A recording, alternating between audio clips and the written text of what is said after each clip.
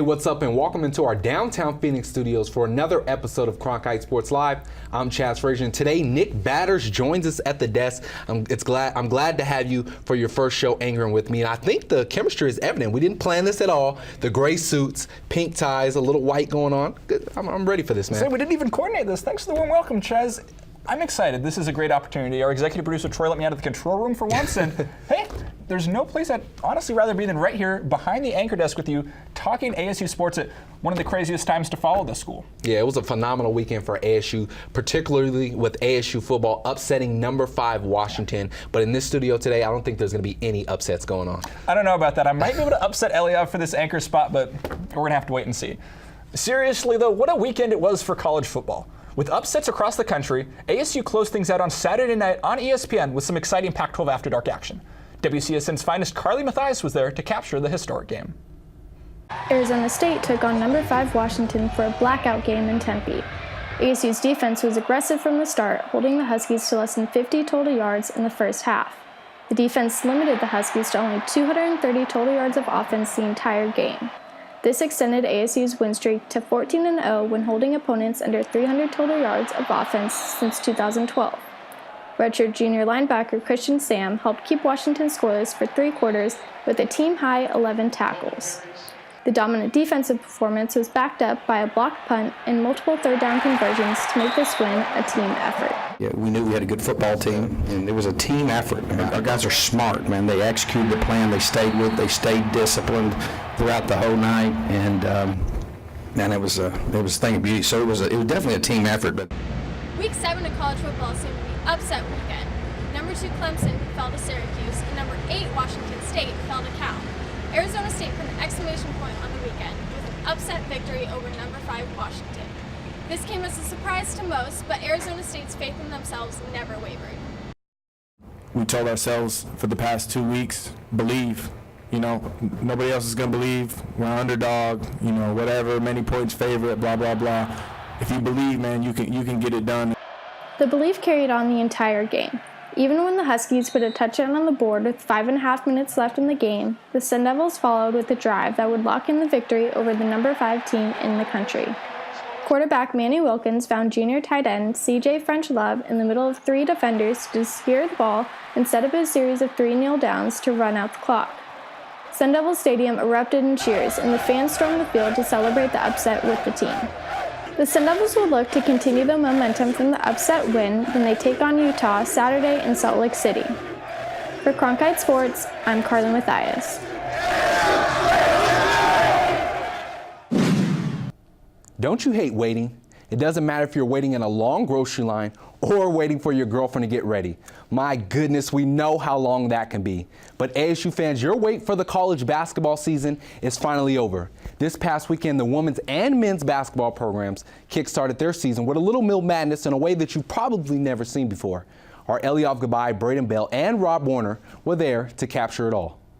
Thanks, guys. I'm here at Mill Madness with Eliav Gabai and Braden Bell. We just saw ASU men's and women's basketball come together in front of the ASU basketball community and really see these teams get together for the first time. Braden, what was your highlight of tonight? It's the overall environment, Rob. I mean, it was a spectacular night here on Mill Avenue. It always is on Fridays, but different kind here tonight. The fans were very excited. The players obviously had a great time. Even the media, I'd say we had a fun time out here covering. Basketball is back. And it was just a lot of fun. All the competitions were great, and the atmosphere was a lot of fun out here. Eliav, you were running around all getting some great shots as you usually do. What was your highlight of tonight? Man, the dunk contest was so fun. I know ASU's not really known for all their crazy dunks, but watch out this season because you got Mickey Mitchell coming in, and he was a dark horse in the dunk contest.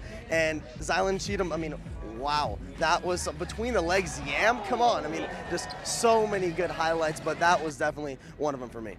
Braden, what impressed you most about the competitions tonight? You know, obviously people like the dunks, and they were exciting, but for me it was the three-point shooting because you're not going to see people dunking over 3 guys in a game, most likely.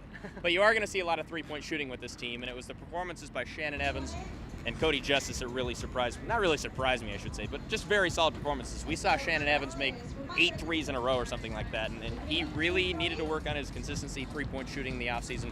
Clearly did that, and if those two can continue that throughout the season, it's going to be a very fun team to watch. Cody Justice, Riley Richardson, Shannon Evans all connecting on a whole bunch of three-pointers. It was raining threes. It was raining threes. Eliab, what did you think was most impressive about tonight? I mean, the dance moves. I'm not going to lie. Everyone was breaking it down to Shannon Evans. I mean, of course, Sabrina Haynes was getting hers per usual, but it was just so fun. Everyone had a dance move to break out. Even Charlie Turner-Thorne was breaking it, and Bobby Hurley was getting it too. So it was so, I mean, not going to lie, everyone's dance moves were very impressive. Got some spins, got some shimmies, and I know that's not basketball, but it did impress me. But more than anything, to go on Braden's point, when Shannon said, "I ain't missing no more," he really did not miss much more after that. So calling your own shots is also impressive to me. And my highlight had to be the coach, just having a great time. Charlie Turner-Thorne of the women and Bobby Hurley of the men just looked like they were having a great time tonight. So did the entire community. ASU basketball, men's and women's, about to kick off their non-conference slate soon. But right now, for Eliav Gabay and Braden Bell, I'm Rob Warner. Back to you guys at the desk. Great stuff, guys. Thanks. Now we bring in WCSN soccer insider Jose Liriano to talk about the Sun Devil soccer program. Jose, thanks for coming on. You got the gray suit, pink tie memo, and you're making your CSL debut. Glad to have you here. Appreciate it. Now, to start things off, the soccer team's really struggling. They're losers of 4 in a row. The most recent loss came up in Eugene against Oregon. What went wrong for the Sun Devils in that game? Well, Oregon simply set the tone in the first 2 minutes by scoring, but also ASU did not prepare well enough in that game. ASU basically they couldn't execute their passes. They were pushing way too high, and Oregon was simply just able to take advantage of that and get too many opportunities. They had 11 shots on goal, Nick. That ASU has limited number 2 UCLA and number 6 USC to fewer shots than that. So it's clearly just a poor performance and a lack of preparation by ASU.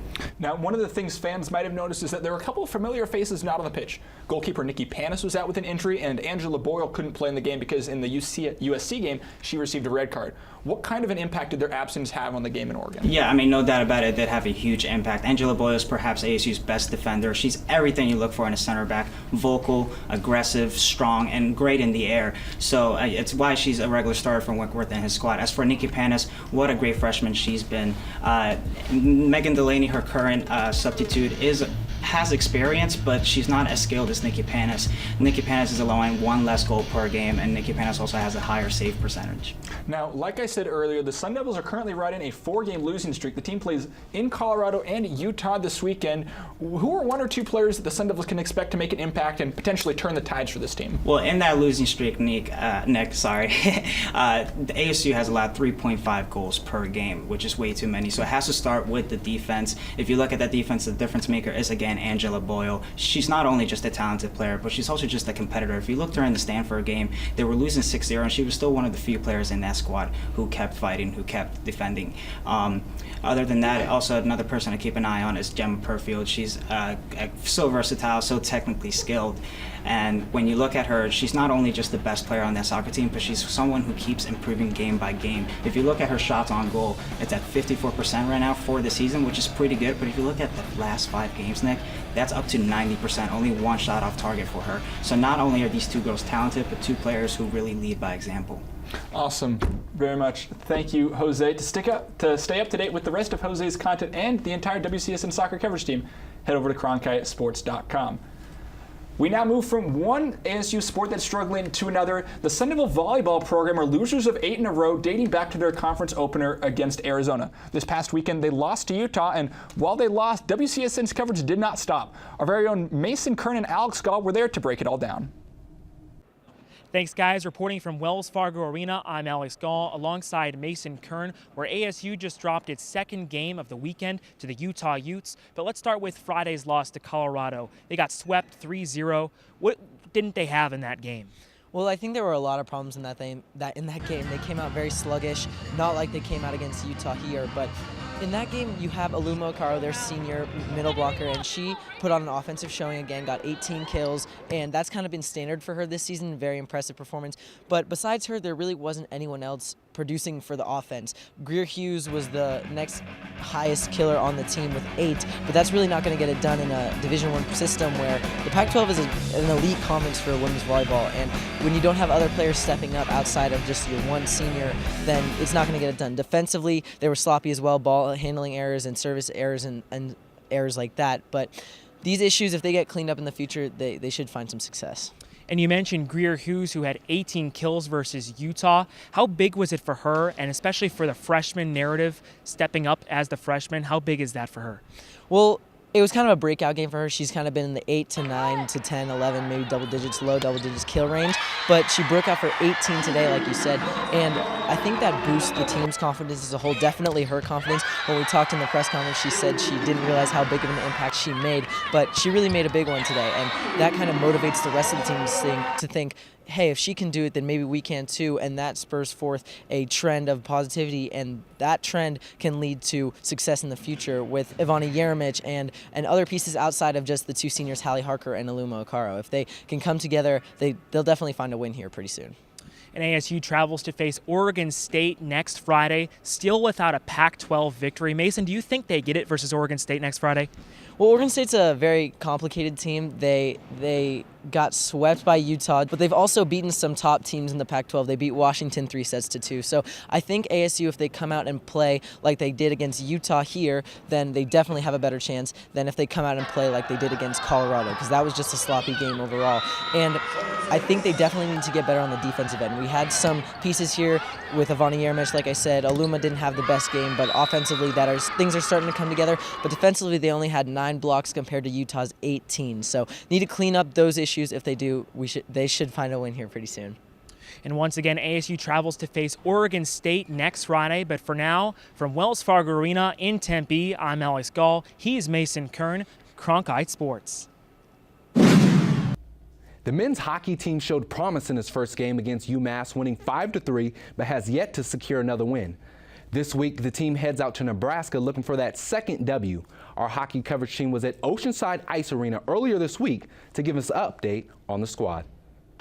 Thanks, guys. I'm Gabe Mercer. Here with me is Kyle Kirchball, Bree Peters, and Kylie Meter. So far, the Sun Devils are 1-3 on the season, but let's start on a positive note. Kyle, we'll start off with you. Who have you seen so far that's been the best player on the Sun Devil roster? Well, Gabe, obviously the 1-3 record is not pretty, not exactly where head coach Greg Powers wants it to be, but there's a couple guys that stand out on this roster to me so far. I think one of those top guys has to be Louis Rowe. He's been really solid in that first line, has really provided the big body in the slot that the Sun Devils have needed for the last couple seasons, and really I think he just hasn't realized his potential yet. He's already been so solid, but really the stats look pretty, and he's been super consistent to start the year. I have to agree with you on that. You know, Louis Rowe already has 1 goal, 4 assists, and he's really proving to himself and everyone why he deserves that little assistant captain role. And going back to that captain's line, Dylan Holman has just been a great leader and a key player on the offense. Now, Louis Rowe, Dylan Holman, both great picks. Let's flip it over to the other side. Who have you seen that's been struggling a little bit so far? Well, I think Joey DeCourt definitely has some room to improve. He hasn't necessarily been struggling, but I think he's just not, like Louis Rowe, hasn't quite reached his potential yet. Got off to a bit of a slow start this season. He's allowed 3 goals in each of the games he started, which is all of the ASU games so far this season. So I think he has room to improve. I think going up against a UNO team this next weekend, he'll be able to find a chance to settle in his skates a little bit and put together a good performance. I have to say, Gabe Chuff, you know, he came from UMass Lowell, which is one of the top teams in the nation. So I was kind of expecting a little bit more from him. So I know he has that potential, considering he was at one of the top teams. You know, if you had to have some kind of talent to get there. I just am waiting for him to apply that talent here, though. I'm going to have to go with Riley Simpson. I don't think he's necessarily struggling, but I expected more from him after his freshman season. Now, we've covered the good, we've covered the bad. Let's talk about this weekend. Sun Devils are taking on University of Nebraska-Omaha. Consistently good team. What do the Sun Devils need to do in order to get a win this weekend? Well, there's really 2 things, and it's all special teams. One, they need to clean up their power play. They need to produce on the power play. That's really been something the Sun Devils have struggled with for the past couple of seasons, and you're going to have that with a young team, but consistency is key there. The other thing is the penalties. You got to cut back on the first period penalties. Air Force really took advantage of that this last weekend, and UNO will do the same thing if ASU continues to put men in the box in the opening period. Yeah, and UNO also has a brand new head coach this season who actually has a losing record with the team at their homestand. So ASU, if they really want to win, they are going to have to take advantage of their away status. Kyle, like you said, it's definitely consistency with special teams, and I think they have a good chance because UNO doesn't have the best record at home. So. All right, thank you so much. There you have it. The Sun Devils will face off against UNO this weekend. Once again, I'm Gabe Mercer. Back to you.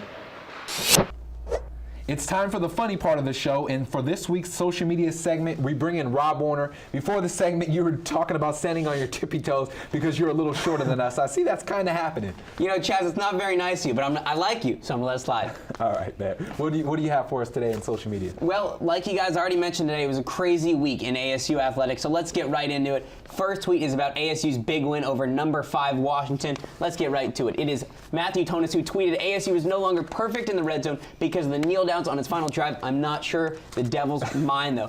I think he's right about that. The Sun Devils got a big win, their biggest since 1996 when they beat number 1 Nebraska. I think ASU doesn't care that they had to take a knee at the end of the game. They just wanted to get that win. Then I was going to say, I don't think many people expected them to win, so really whatever happens at the cost of that win, I think the team will take. I mean, number 5 team in the country, Washington, that's not bad. I think you're right about that, Nick. So second tweet, again, about ASU's big win over Washington. This was posted Sunday night, and it was showing Sun Devil fans showing up to work like this. This is how we should all go to work on Mondays, guys. Look at AJ Latu here, so happy, so excited after one of his sacks. This is what we should all roll up on. No, I'm feeling his vibe right there because him and the ASU defense was balling on Saturday night. They deserve to, swag it out like that. Couldn't agree with you more. And final tweet, you guys know I couldn't get through this segment without talking about ASU baseball. So this final tweet we have is ASU Skip saying, what does ASU baseball and the moon have in common? You are correct. Nothing. I thought this tweet was just hilarious because if you know Skip's humor, you know that this doesn't make any sense at all, but he's just excited that his team's playing baseball again. The Maroon and Gold World Series currently going on. He's just having a good time. Now, this is a perfect example of who Tracy Smith is, his personality, and honestly, this is the kind of tweet that I think people should see when they want to know what Skip's Twitter game is like. Does it always have to do with something? Not really. Not always a correlation. Usually has to do with ASU. Usually has to do with ASU baseball, but not always a correlation. What do you think, Chaz? I think you two get this because you guys are around here more, but to me, after this tweet, I think he's mysterious because I don't get the correlation. Maybe white moon, white baseball, but I don't know. It's over my head. I don't know. I like the tweets. Great stuff, Rob. Thank you for coming on. We appreciate it as always. One of the newest and hottest teams on campus is the ASU women's hockey team. In their second season as a program, they've already topped their win total from last year after just 6 games. The roster features players from Pennsylvania to Bakersfield and all across the Phoenix Valley. The team is the top goalie in the country and a roster of players dedicated to providing an opportunity for women to play collegiate hockey on the West Coast. To introduce you to some of the players you might not know, we're bringing back the Ring of Fire, and we threw the girls of the ASU women's hockey team straight in.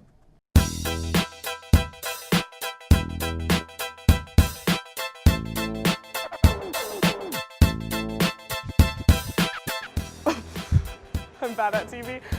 Oh, what did I say?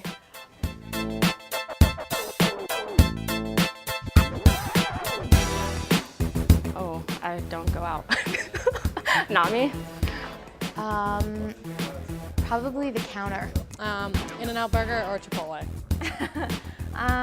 Probably Red Robin. Green, new age vegetarian restaurant. It's all vegan and they have the best dessert. I'm gonna go with oregano's.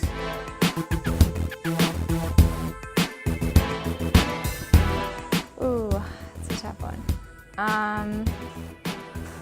When I was a kid, it was definitely SpongeBob. Scooby-Doo. I loved the Rugrats. Disney Channel. Watched a lot of That's So Raven, Sister Sister. I liked Rocket Power. Rugrats. No, Rocket Power. Rocket Power, Reggie.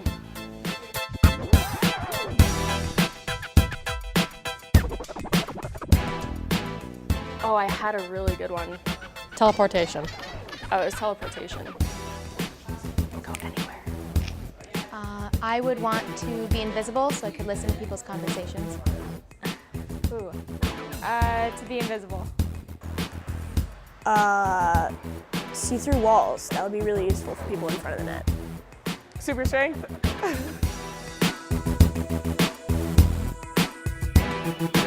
The blue heart. The poop emoji. I like the one with the hands that go like this. The monkey that covers his eyes. I love that. I use the laughing one a lot with just the tears. That's like all the time. The ghost. Because Casper.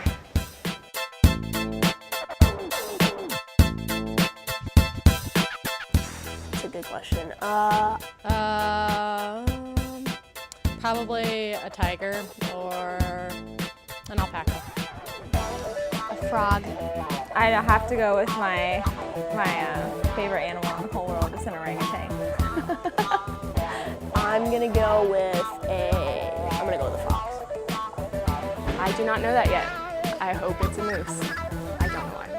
Probably a puppy because I'm a big lover and I need a lot of attention. We finally made it to our The Way It Is segment. We switched up the format a little bit. We still have the 3 questions, but we turned it into a little bit of a debate part of the show. I'll get us started. What was the most impressive part of this past weekend's win for ASU? And I would have to say it's the ASU defense. They held a Washington team that was coming in averaging 37 points to just 7 points. They killed it. No, like you said, honestly, the ASU defense, that was the best they've looked in years. Like you talked about, one of the top offenses in the country in Washington, and that's very not what the ASU defenses looked like at all this year, especially in years past. So, no, I have to agree with you about the fact that really the defense was what allowed ASU to win this game, and hands down the best part. Now, I'll turn things over to the second question. We already looked at it a little earlier in the show with both volleyball and soccer. The two teams have really been struggling as of late. My question is, who's the next team to win? Personally, I think it's going to be soccer. The team already has one win in Pac-12 play, and the next teams that they're playing in Colorado and Utah haven't experienced much success. They're towards the bottom of the standings, so I think that favors the soccer team over the volleyball team. Okay, that's a good one, but I'm going to go with ASU volleyball. They're 0-8 in conference play. I think it's past due and time for them to get the win. Their next 2 out of 4 opponents are not ranked teams, so I think they can slide in there, play competitive, and put together a full performance to walk away with the win. And to close this out, I have a funny one. We saw Roger Goodell's wife using an anonymous Twitter to defend him over social media. If you had to pick someone to defend you in the ASU community, who would it be? My pick is DeMario Richard. I think it's all about presence on social media, and he definitely has presence, and he has those slick and sly tweets that will cover me and keep me, in the cool. Okay, that's fair. Now, you're probably going to know what I'm going to pick. I'm going to go with ASU head baseball coach Tracy Smith. We saw the tweet from Rob earlier, and there is no one better on Twitter at ASU than Tracy Smith. Come at me if you disagree. But honestly, Skip's game on Twitter is fantastic. He has the creative tweets, he has the funny tweets, he has the smart tweets, and I think he'd stick up for me if there were some people harassing me. I don't know. Okay, that's a good pick. Now let's see who our producer picks of the winner of the segment. Let's see if I can get my first one out of the bell. Let's see. That'll be good for you. I don't know. Hey! Okay, there you go. You won, man. Go ahead. Good stuff. It's interesting. On this day in 2013, ASU's D1 club hockey team was 9-0, beginning a run of what would later become a national championship season. They had already experienced success at the club level, but without the money for an NCAA team, they were just that, a club team.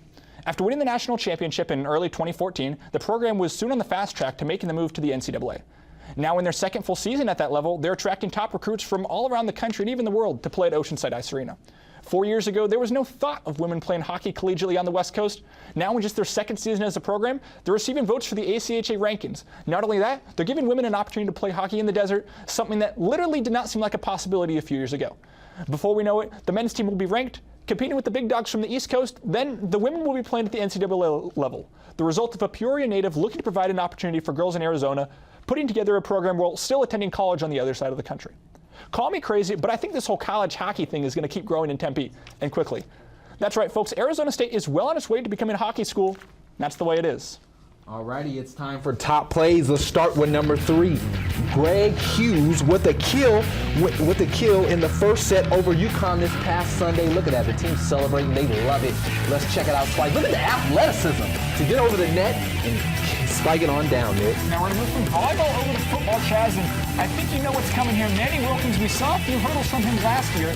Now look what he does here against Washington. Running. Up he goes, and over the Washington defender, hitting the ground.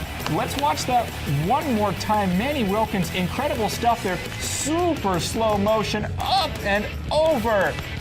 I know Todd Graham doesn't like seeing that, but I think it's fun to watch. All right, our number 1 play of the week. This was a big one. Manny Wilkins on 4th and 3. Todd Graham said, forget that. Manny Wilkins throws it, and CJ French-Love catches it. I don't know how, but he scampers down the sideline. Let's do it again. 4th and 3. Todd Graham goes for it. What a gutsy call. Manny Wilkins, look at him, drop back.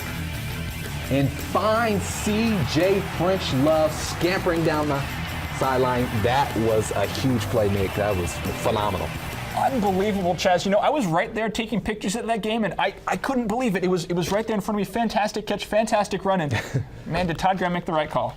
Absolutely. What a fantastic show you and I had. I think you did an awesome and phenomenal job being at the desk for the first time. But we'll be back next week for Knicks Batters. I'm Chaz Frazier. Don't forget to click on all our content on CronkiteSports.com. Until then, we'll see you guys next time.